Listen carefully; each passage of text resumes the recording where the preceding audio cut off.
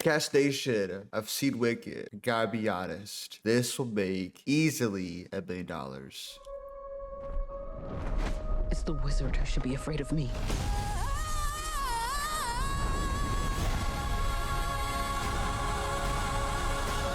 Cash Nation, welcome back to a brand new review on my channel. My name is CoolCashGG, and today we're here to talk about Wicked. Now, first and foremost, let me say this right now. Like most people, I was kind of interested, but not really at the same time about walking this film. And so, first and foremost, I knew this film was going to be big. I know it's going to make a lot of money opening weekend, and it still is this day, okay? I also was expecting a lot walking into this film, like a theater experience, which is exactly what I got. So, let me say this right now. This is a movie you should watch easily in theaters and nowhere else. Not streaming, not from anywhere else, but in the theater, okay? Because the theater experience you get, the visuals, the world you're about to witness and see, it's just meant for that experience only, okay? So, number one, let me get to my negatives before I get to my pros, okay? So, the first thing that did not work for me with this film was Jeff Goldblum. Basically, not really spoiled for you too much. He comes into the film in the third act, okay? He's basically not the first two acts, but the third act mainly. And I'll be honest, his singing wasn't quite that good. And overall, I just feel like he was miscasted because everyone has a same type of vibe, type of frequency to where when everyone's on screen together, it's like they're all on the same level performance-wise. Whether it's Sean Bailey, Cynthia Erivo, or Ariana Grande, or Michelle Yeoh, everyone had the same kind of vibe. It's like, okay, we like each other, we're cool with each other. And to me, he just felt like he was tired. He didn't want to be there, unfortunately. He looked like he was on his 11th take of the film, but that makes sense. And overall, I kind of wish he was recasted, but that's just me, of course, okay? And second of all is this, and I said for Gladiator 2 as well. This film is predictable. In fact, I would say this much right now. Don't watch the trailers. If you've already done so, it is what it is. But just for me, I wouldn't watch trailers if I were you, okay? Because there are certain things in trailers that kind of spoil some big things for you as far as the movie goes in general, okay? There are certain characters that was like, do they need to be in this film? Such as Anissa, who is Alpha's sister, and a kid named Buck, who Linda meets in the film. And of course, Alpha's dad. Like, he's shown within Alpha's origin, right? And to me, I was like, okay, that's fine though. But like, once he shows up more in the film, I'm like, okay, we don't really need you here because Alpha already has to face a lot of scrutiny, a lot of people judging her for the color of her skin, the way she looks. And like, to me, it's too much in my eyes, right? I appreciate how, without giving too much away, she's eventually accepted into the fold, if you will. Her father has explained why he does like Alpha. It explained why he treats her the way he does. I was fine with him being part of origin, but the more he shows up, the more we get to see him, I'm like, I don't really need this. I don't really care for this too much, but that's just me, okay? Other than that, some songs didn't work for me, but that's fine. Not every song will, of course. The only song I think I like the most is by Jonathan Bailey, and I think it's called Living Through Life or Dancing Through Life. I'll play it right here, of course. Other than that, that's really all I could think of as far as my cons go, my negatives. This film is effing fantastic, okay? This film is great on so many levels. Now, again, this film has cheesy dialogue. The writing is like, really? I know, I understand. Like, if a lot of people watch this movie, they're gonna come up to me and say, Cash, this plot line, this story, this dialogue. I'm like, I know. Trust me, I know. Like, one of the things I'll mention is one of the reasons why Glinda changes her name in the film from Glinda to Glinda. It's so corny and cringy, to be honest, because it doesn't have much meat behind it other than like, oh, everyone feels sad about this one thing, so I'm gonna feel sad about it too, but also let me add my own thing to it and make myself more on top of it, if you will, right? It's like, say for example, something bad happens to somebody near me, right? So I decide, okay, guys, listen, I have an announcement to make. Instead of me being called CoolCashGG, I'm Cool Cash. I know. Round of applause, hold your cheers. I know. That's how it is in the film. It's like, really? This thing is happening with this person? You want to make that kind of announcement? Like, yeah, I know. I'll say as much. I really appreciated how both Cynthia Erivo and Ariana Grande are so different. You probably think in this film they're very much similar, they're very much alike. No, they're not at all.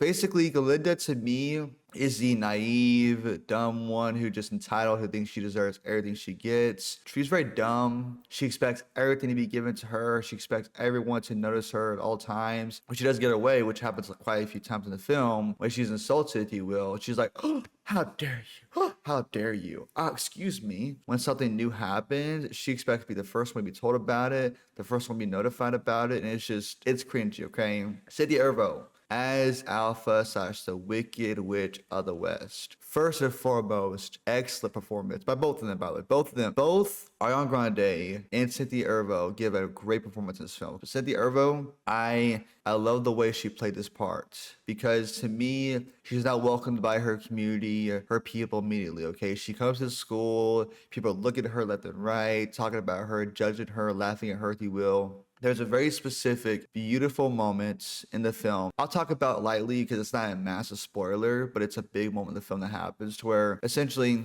something happens to Glinda, right? Something happens to Glinda, and right as that thing happens to Glinda, we see Alpha come to the dance that basically people are hosting. She comes to the dance, and at first she's met with a lot of scrutiny. People are judging her, laughing at her. What is she wearing? What is she dancing to? What is she doing? You know? And the thing I love the most is because of what she did for Glinda in a specific scene, Glinda is the one that is able to basically welcome her, say, hey, I got you. We're cool. I got you. And because of Glinda accepting her, so does everybody else. You know, and I won't give any details. I don't want to tell you anything more than that, okay? But it's a beautiful scene, okay?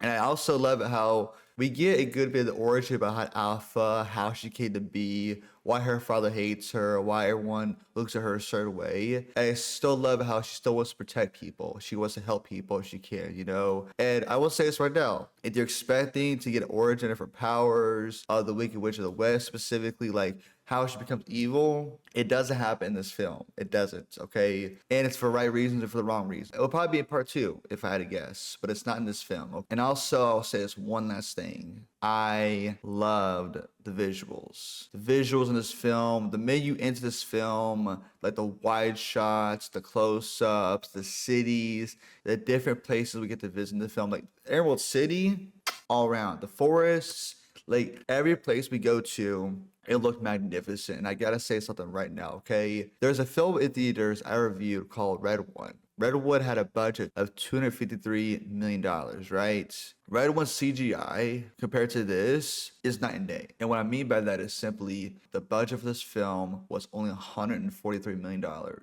okay?